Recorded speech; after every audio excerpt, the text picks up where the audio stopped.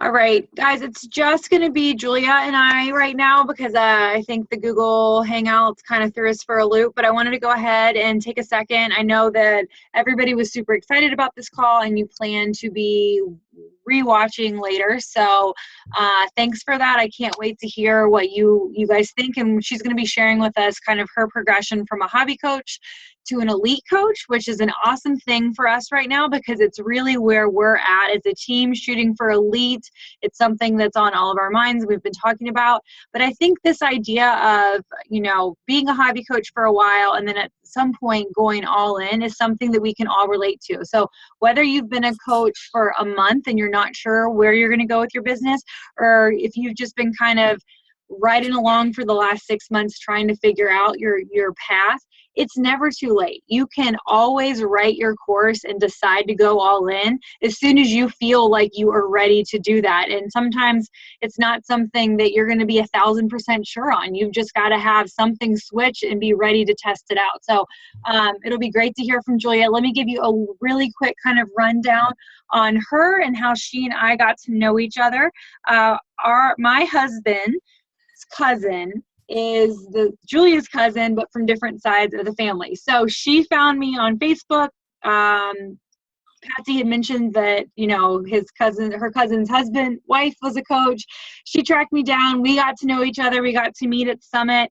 It was awesome. It's been fantastic for me to have somebody really outside of our direct upline. Beatnik's an incredible team, but Nikki's my upline. I don't have like a strong mentor coach or somebody that's been around that I feel comfortable going to and asking questions of.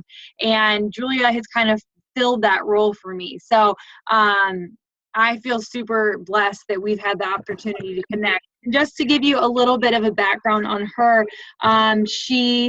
she calls herself a dud turned elite. I doubt that's the case, but she is a 5-star elite coach in 2015. She has 8 lifetime diamonds. She's 1-star qualifying currently in her second business center, which is so exciting. I'm hoping to start that process by the end of the month. She's at 21 months consecutive success club, and she's also a 6-figure earner. So I'm going to turn it over to Julia, and thanks for being with us, Julia. Yay, I'm so excited to be here, and you guys are so lucky to have Megan. She's such a baller. Last night she came on our team call and blew all of our minds. She just has the stuff. So you guys are so lucky.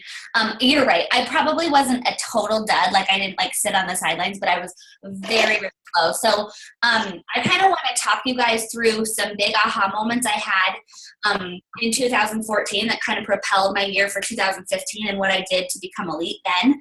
I'll kind of start with my story, and then I'm going to kind of move into the last part of my story through the call and kind of divulge and dissect how that came to be in terms of going for elite. And elite is not the end all be all, but for me it was a goal that I had on my heart that I knew, and it's why your team is going for it.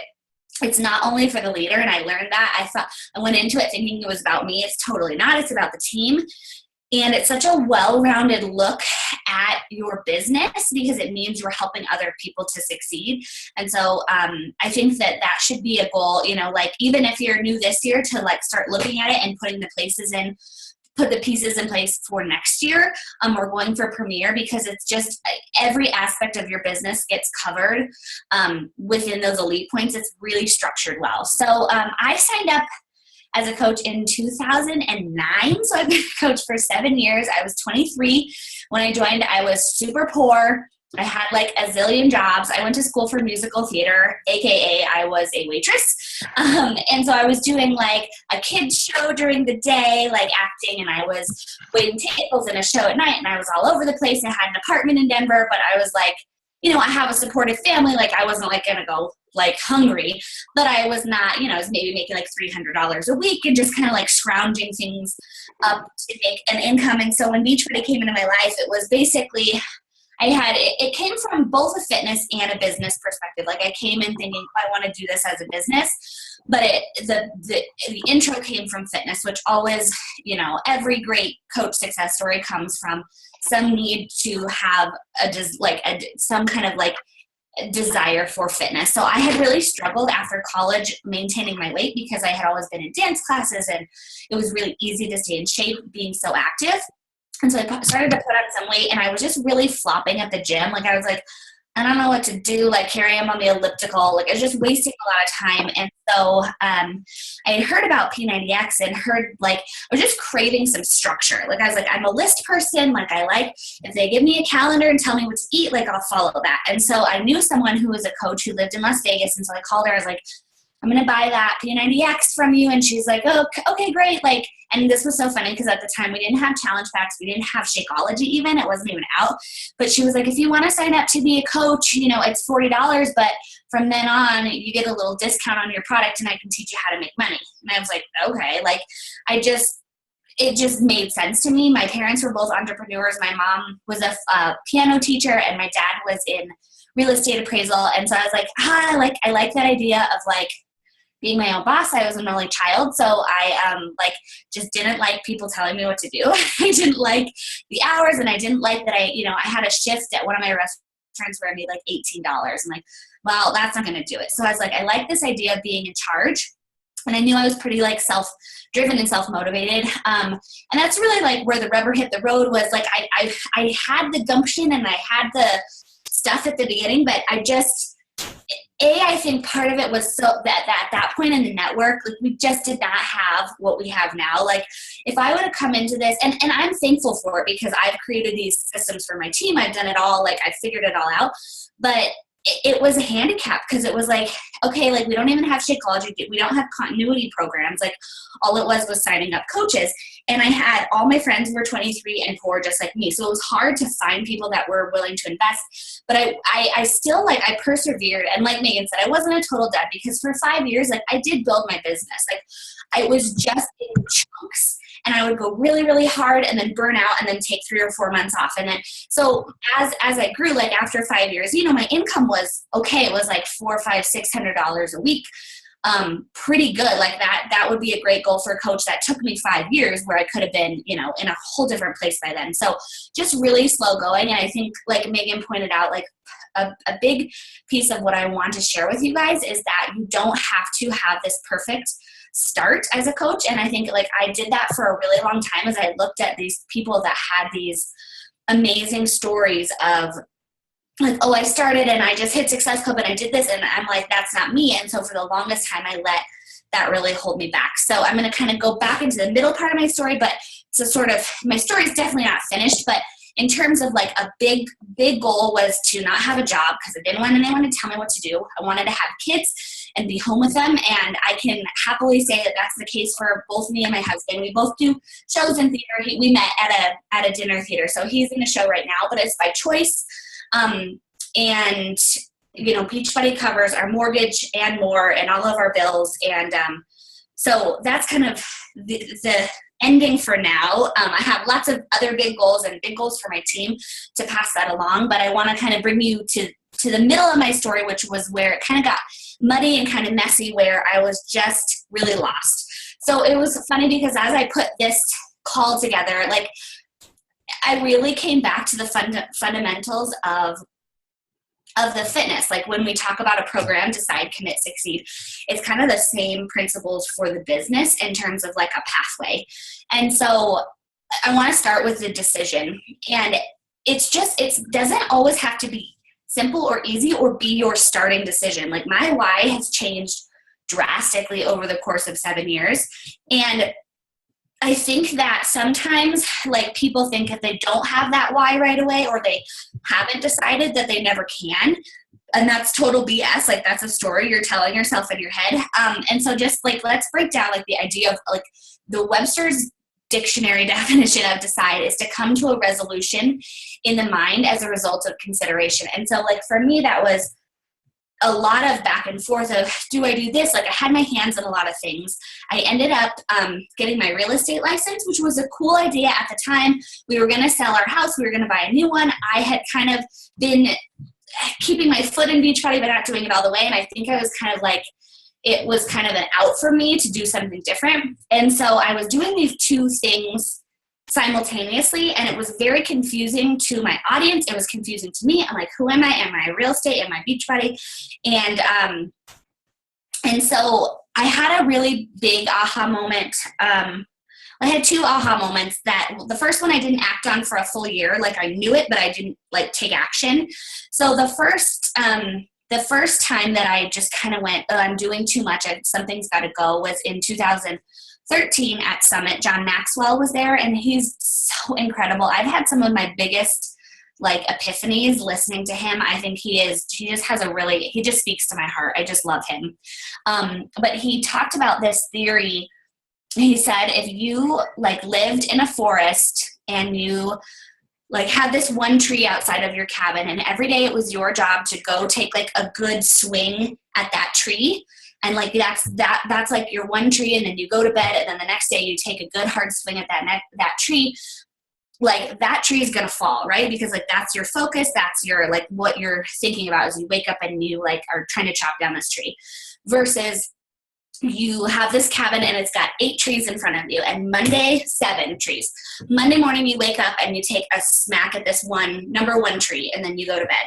Tuesday you wake up and you take a smack at tree number 2. Wednesday same thing. 3, 4, like, so you're essentially, the idea is that your efforts are spread so thin because you're doing so much. It's going to take 7 times the amount of time for those trees to fall, versus when you're focused on one thing. And I just like, at the time, I had just literally like 3 months before got my real estate license, and I was like, oh man, I have to pick, like I have to choose.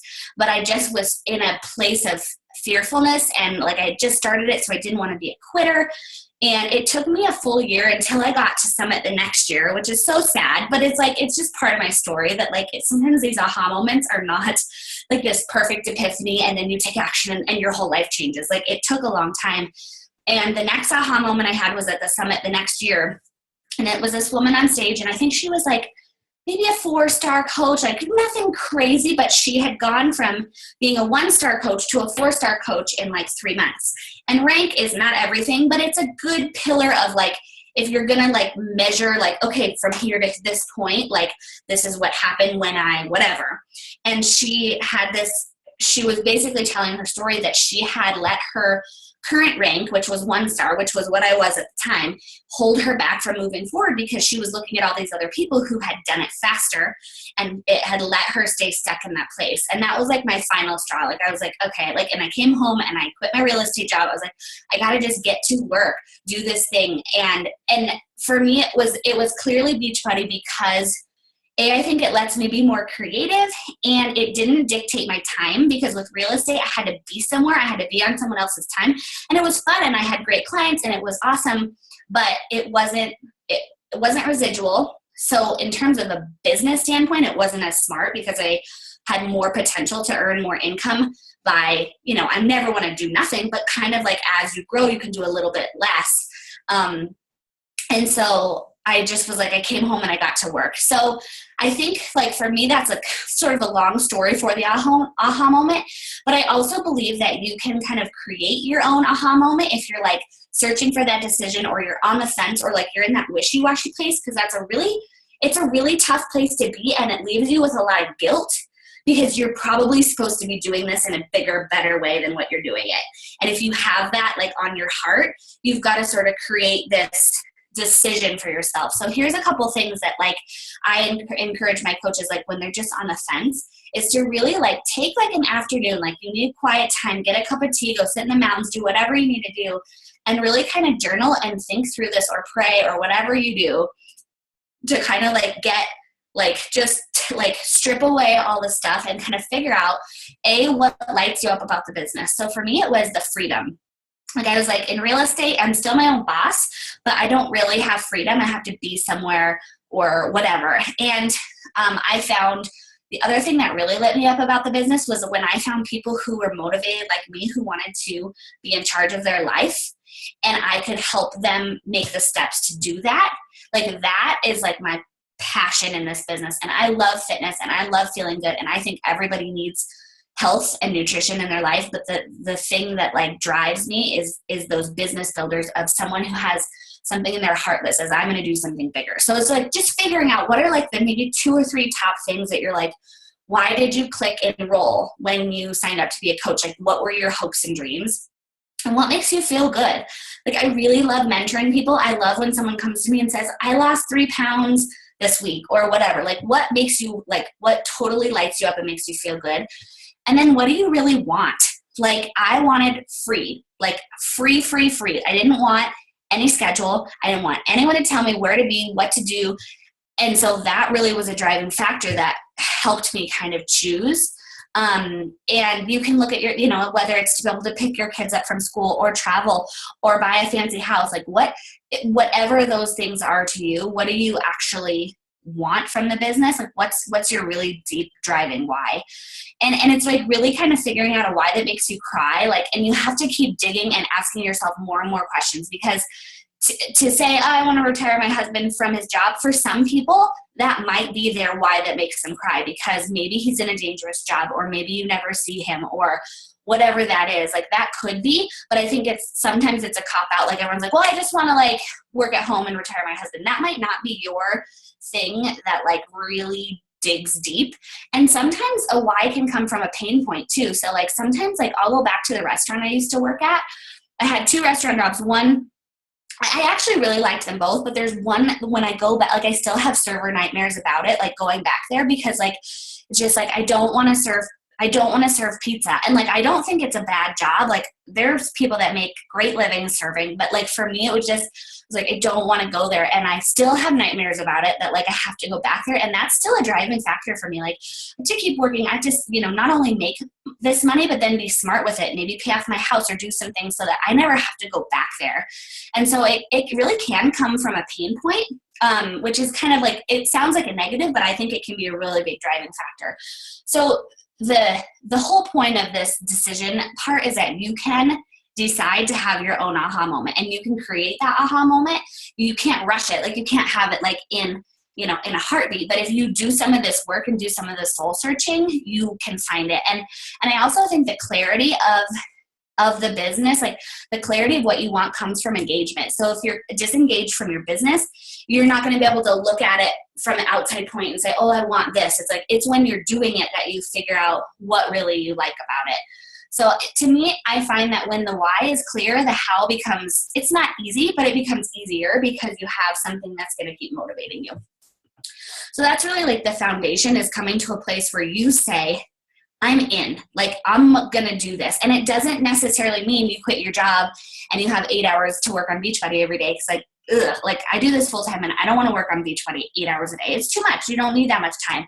It's just about shifting the focus and saying, even if I have these other things, I have my kids, I have my job, this is going to be my focus. And that's where that decision really comes in. So the commitment part is the action. Like, that's the stuff, the unglamorous, unsexy stuff that you have to do every single day. So the Webster's Dictionary definition is commit, carry out or perpetuate, or pledge or bind to a certain course or policy. So really that's what you're doing, is you're setting up like a policy for your business. Like, what are the rules and how are you going to operate your business? So it's really like, what are you going to do? Like, what are you going to actually, like, because it's all woo woo and it's like, yeah, I want to be a millionaire and I want to do this stuff. But what are you actually going to freaking do? So this comes down, and I mean, all of this could be, and it sounds like Megan's really good at all this, like giving you guys how-tos, but it's the organization of your business, where your time is spent versus like on your, your own recruiting versus your team, which should really, up until 2-star, be 100% on your recruiting. And then at 5-star, it kind of goes to like 80% your recruiting, 20% your team. So just keeping focus on that. What are your daily dozen? Like, what's your to-do list look like? What's your power hour? What's your schedule? How are you going to manage your time, your recruiting? What are you going to do with your social media and your 4 vital behaviors? Those have to get done. Power of 10s or some sort of tracking system, which is actually, it was funny, Megan, I was looking at our power of 10s. I'm like, it's very similar to the 4 dailies. Having an accountability partner, setting goals, if you don't, and it sounds like you guys have your power hour down, but if you haven't listened to the National Wake Up Call by Stephanie Chico, she breaks down a really, really simple power hour that's only got 5 things on it that I really like. So this is really similar to your power or your 4 dailies. So this, you know, what I really liked about what Megan taught us last night is it depends on your goal. So if you're an Emerald coach, 10 invites might be too much, or if you're a brand new coach, but like this is for people who are pushing. Like if you're saying, I want to go for elite, or I want to go for diamond or 2-star, or, you know, those star diamond ranks, you have to be doing more than everyone else is doing. So it's about adding new friends, inviting, forming, which is like the connect piece, and following up. So I won't go into much detail because I know you guys have this down, but I think the fortune is in the follow-up.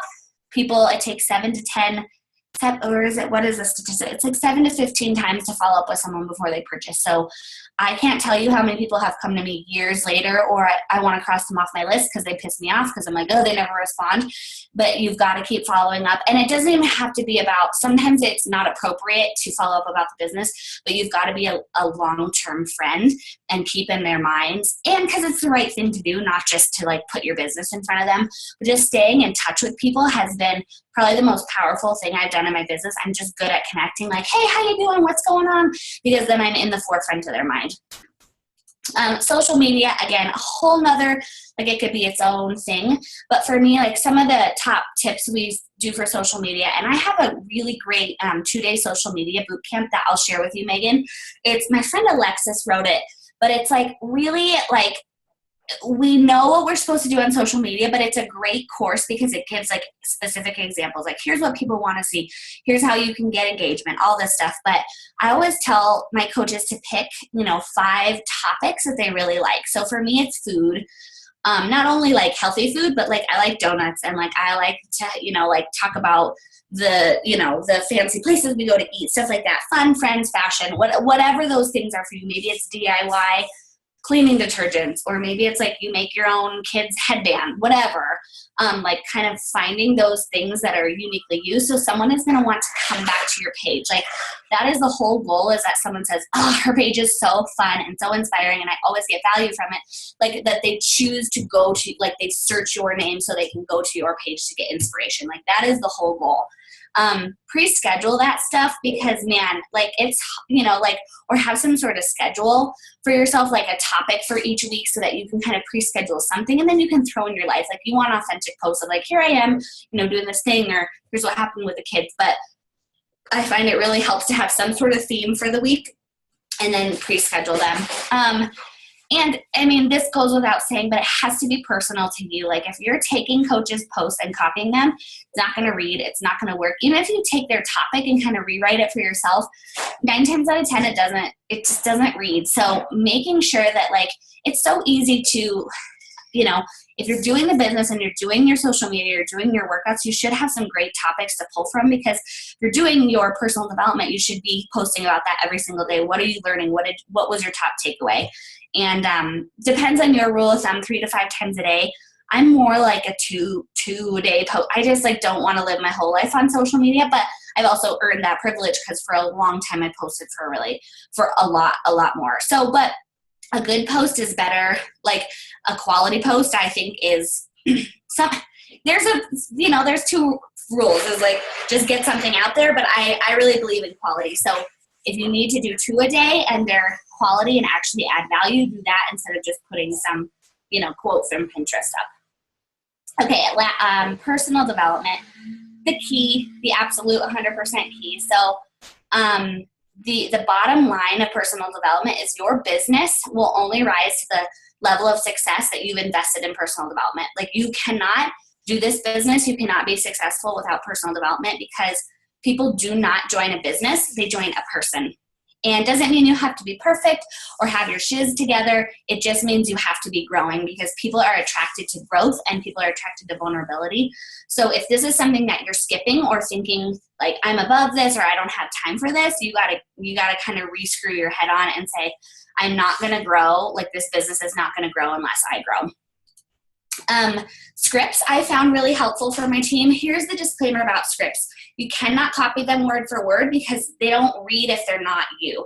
But I find it really helpful, like for our team, and when someone's a brand new coach and they don't even know what to say, like we've got some examples for new coach posts, we've got examples for invites. And so whether you guys have them on your team or you want to make them yourself, like I tell coaches, like I'll give them a template and then I'm like, do not, whatever you do, you're going to do a disservice if you copy and paste mine. Because I might say funny words or I might use something that like you wouldn't say. And then you send this cold invite and it's like, don't even send it. Like you'd be better off not sending it. So if you're going to take a script, I think they're the best thing in terms of helping you figure out like, how do I go from this to this to this? Or how do I then follow up? But then take it and put your own words in it because it loses its power when it's someone else's words. You know, and the other part of personal development, and I love, Megan talked about this on our call last night, is like, it's how you think about it. So if you're going into this business scared and, you know, like, oh, people are going to say no, they're totally going to. So what you focus on becomes real 100%. Like this is totally woo-woo, but there's energy. And when your thoughts are happening, like there's this energy that's put out into the world and they actually become like physical, like things that happen. And so, you know, like it's really looking at who you are and what you're giving out and saying, are you focusing on more what you want? Or are you focusing on, bye baby, I love you. Or are you focusing on what you're missing out on? So often people will go into the month like, it's already the 8th of the month and like, I'm probably not going to hit Success Club. Then 100% you're not going to hit Success Club. And I think that it's, the key is like, so how do you change that, right? Because we all want to say, oh, well, I want to feel confident, but like you don't. And I think it's exactly that, is like, if you shout an affirmation at yourself that you don't believe, like you're like, I totally believe in myself and I'm going to hit Success Club, and you don't, like, it's bull and it's not going to work because it's disaligned with what you feel. The better affirmation would be, I want to trust myself. I want to believe that I'm going to hit Success Club. And that's been a huge helper for me because I found myself doing that. I was like shouting these affirmations at myself that I didn't believe. Like, I'm confident and like, I have this great body. And it's like, I didn't believe that. And so it's really disaligned. But you have to notice those thoughts and say, I'm doing that. Like I'm saying, I'm scared I'm not going to hit this thing, or I'm scared I'm not going to do this, whatever. And I did that with Elite like almost all year until like halfway through December.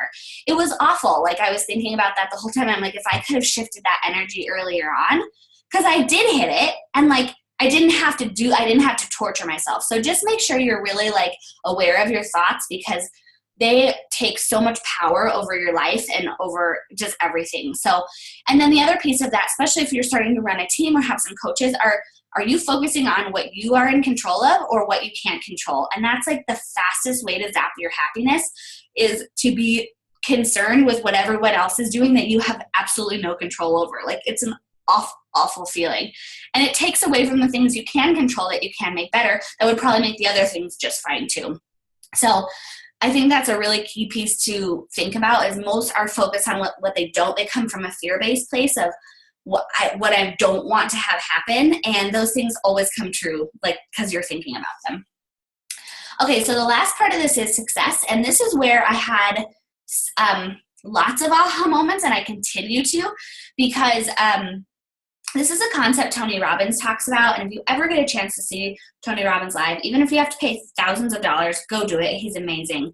But this idea between success and fulfillment. So the definition of success is to achieve the desired aim or result, take over a throne, inheritance, office, or another position form. So it's like, to me, like success is those, like, I have these 10 goals, like I will be 10-star, I will be elite, I will do this, I will do that, like, and they're great, they're goals. So that's like this idea of success. But do those goals always equal fulfillment?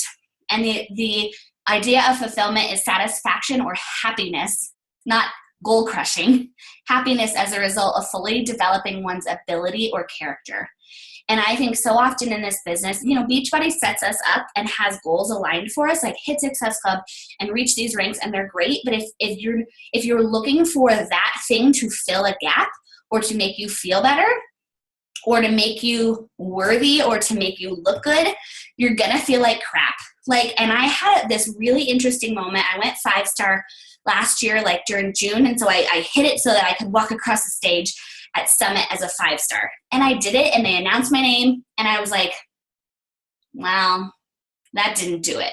And I didn't know it at the time because I didn't know this concept, but it was the idea between success. Like, yes, on paper, I was a success and it looked cool, but like, A, did anyone give a crap? No. And did it make me feel fulfilled? No. And so not that the rank or those things can't make you feel fulfilled, but a lot of times they don't equal each other, because if you're like, I had pushed and pulled and done some stuff that I didn't like to reach that rank, like it wasn't as natural, like I had to really like force it.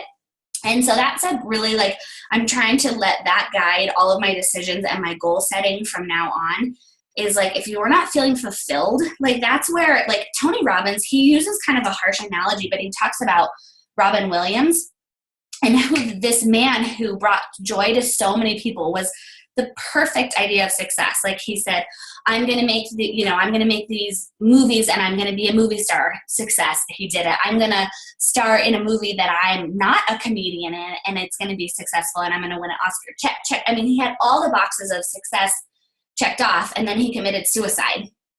And you kind of look at that and you go, clearly those check boxes weren't meeting his needs in terms of fulfillment. And yes, he was probably sick. And like, I mean, Tony's a little harsh about it, but he has a good point when he says like, he had all these things that we put on a pedestal to say, this is what I want to be, and this is what I want to, and we do that in the business. This is what it takes to be successful. And if it's not equaling fulfillment or happiness or joy, like it's not the right goal for you. So I think that that's a really interesting and sort of like wider perspective on elite or whatever goals you're going for, because goals are great. You can't not have goals. You have to be growing. You have to be pushing for something. Just make sure it lines up with like who you are as a person, and that you're doing it for the right reasons. And so that's kind of what he talks about, is like success without the fulfillment is the ultimate failure, because you have all these boxes checked and you're not happy. And that's so sad. So Tony talks about 3 ways to stay in a beautiful state. And these are so simple, you guys. You're going to be like, Julie, like I've heard this a million times. But if you really tap into these things, and you can take out like the pressure of the business and say, like, what lights me up again about this? Here's how you can kind of stay in a beautiful state. One is appreciate and enjoy exactly what you have in this moment. So maybe you're not at your Success Club goal, but you have 1 point on the board, or you have 1 person you're talking to who you get to influence and help buy a challenge pack. Or, maybe it's on a bigger scope. Like, what am I thankful for right now? Like this sweatshirt because it's new and it's cozy, whatever.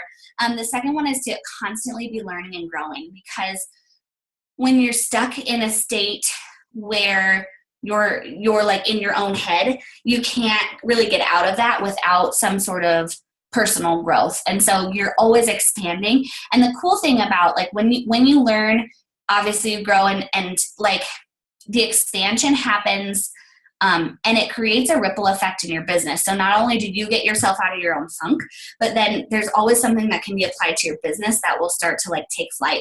And then just like, I'm such a woo-woo, but love and be grateful. Like love is not an action, love is not an emotion. It's not like, oh, I love you, or I love my team, or I love this, but love is an action. So how are you showing up, for your business? How are you showing your challengers you love them and that you're there for them and you support them? And that's another thing to think about is, sometimes we want to be blessed with more. Like I'm like, I'm at Success Club 5 right now, but I want 20.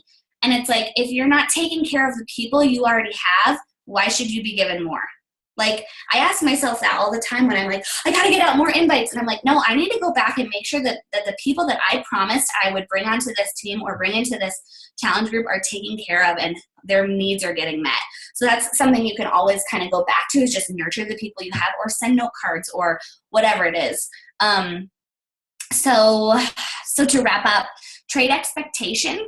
So what you think you deserve or what you think you want for appreciation, and your whole world changes instantly. And I think that it's so woo-woo, but if you truly can get in that place where you're appreciating what you have, abundance is like that, and your energy frequency changes. And I think that's the last part of this, the success part is probably what I learned most about Elite. And I think that like this call sounds like, oh, well, all you do is push, and when you do this and this and this and this and this, you get Elite. And it was so much more of a personal journey for me. Like it was like, oh, I really learned my boundaries. I learned what I didn't want to be as a mentor. I learned what I did want to be as a mentor. And it was kind of, I'm still looking for it. That balance I think is kind of crap, but like just this idea of like a teeter-totter of like, how do I want to love and be a good mentor, but also have my own goals and push people, because it was either kind of one or the other for me. It was like, I'm pushing, so now I'm not going to do anything. And that doesn't work, because you're not in a growth point, and we're meant to grow. But the pushing, when it gets there, like that's not healthy, and it's not good, and it actually isn't good for business. So I think that's all I have. That's it. All of the things. That was awesome. Thank you so much. And I think kind of like you said to me last night, like some of this stuff is things that we always think there's going to be some special sauce or magic potion that makes things come together. And it's just, I think, always really a good feeling to know that the things everyone's always talking about are really the building blocks to move forward in this business. I know I don't have the paid version, so we only have a couple minutes left, but I do have just a quick couple follow-up questions. I haven't done a lot of John Maxwell. The only book I've read is Failing Forward, and to me that wasn't like crazy life-changing, because I feel like that's kind of already in alignment with like learning like who I am. Are there other John Maxwell books or things that you would recommend? Because I do feel like his name always comes up, and I'm a big Josh Coates person, and obviously that's fine with he's from the Maxwell team. So like, what are your favorite John Maxwell, PD sources? I think my biggest ahas have come from watching him. So like YouTube. What was the other one I really like? Sometimes you win, sometimes you learn, but it's like crossed out with fail. And then his new one is called The Law of Intentionality. That one's really, really beautiful. But he has a podcast too that's like a daily, it's like a minute. It's like called Minute with Maxwell or something like that. And YouTube. Like those have been the biggest, like somehow his live presentation, and he's such a like artful speaker. We're listening to him on audio because he like puts pauses at the perfect, like I think he's just a really good like performer. So I saw him at Summit, and then I went to a Christian leadership conference about a month ago and saw him again, and was like, my mind was just blown. So for me, like I think it's maybe the visual and the audio at once. Okay. I actually have that podcast, and I always forget to listen to it. I know, I do too, because it's every day. It's like, I'm going to try to get in the habit of doing it. It's so short when I do it. I'm like, why don't you do this all the time? So maybe I need to make that. And he's got really good leadership training. So like, if you're starting to build a team, like I think there's 25 laws. There's one, I think that's 25 laws of an intentional growth and 25 laws of leadership. I mean, he's written so many books. Okay. That's good to know. Yeah. And then you said, so did I hear you right that you said if you're still at 2-star status, about 80% of your time should still be spent on recruiting, and it's not until you get to 5-star that you need to be spending that time, that it flip-flops a little bit, that your time. It's even, and I can't remember, my corporate sponsor at some point told me, like, it's like up until 2-star, you should be spending 100% of your time on recruiting. After 2-star, it should be like 90% recruiting, 10% team. 5-star, it should be 80% you, 20%, which I'm so guilty. Like I do so much more team stuff, and it's like, you can't do it. Like you provide the foundation and you do the things, but and that's different for everyone. I don't know, but I find that sometimes team stuff is an out for me to not be doing my business. And if I'm not, like, if I can't ask them to be hitting Success Club 10 and recruiting 5 coaches if I'm not. So I think that it just, whatever the numbers are, you have to have your business at the forefront of it. Even as a 15-star, I think they say as a 15-star, you should be spending still 50% of your time on your own business, 50% of your, so I don't know I can't remember the exact numbers, but it put it in perspective for me where I was like, I was doing way too much team stuff, like as a 2-star or a 1-star. Like I'm like, I have to my team. It's like your team isn't big enough. Like even right now, I feel like that. Like we have, you know, I have 8 lifetime personally sponsored, probably 15 diamonds in our team. And some of them are in and out. Some of them are up and down. Like I can't, like if I stopped doing that, I would have missed out on the 3 people I signed up last month that are killing it and might be a diamond coach, you know? So I think it's just keeping that in mind. Like you go to that maintenance mode, which is the kiss of death. And then my last question, and I know we only have like 2 minutes, but so I've talked to our team a lot about just why Elite is important as a team, you know, that it really differentiates ourselves from, there's so many Beachbody coaches and there's so many others out there. And I feel like, to me, it sets us apart in terms of that we really are providing good support and we are getting challengers to get results. And like collectively, we are this unit and this force to be reckoned with. Can you just kind of sum up why you think Elite is something that's important to the entire team? So it's really good marketing. Like this is like a superficial thing, but it's good marketing because you can say we're in the top 1% of the company. That sounds good and looks good. They say that the most successful coach, like the majority of coaches are in the first 3 levels of a 5-star elite coach from their downline. So that means that those people are getting the best training, they're getting the best like treatment. And it's a well-rounded look at your business. So whether you're the elite coach or not, you can use it as a team to say, like, this is what we do. We're an elite team. This is how we train people. We're in the top 1. It's like, so I think it's good for the whole team. And our team does that. Like we talk about it all the time. We're like, we're an elite team. You know, like anyone can use that. It doesn't have to be just the elite coach. Right. Okay. Thank you, Julia. I appreciate you. Love you, girl. Today, and thanks for being flexible on the Zoom Hangout thing. Oh, of course. I know. Good luck with the Google YouTube. Would you mind sending us that deck so I can share it? The what? The deck, the PowerPoint you shared? Oh, yeah, of course. Okay, great. All right, Okay. see ya. Okay, Thanks. bye.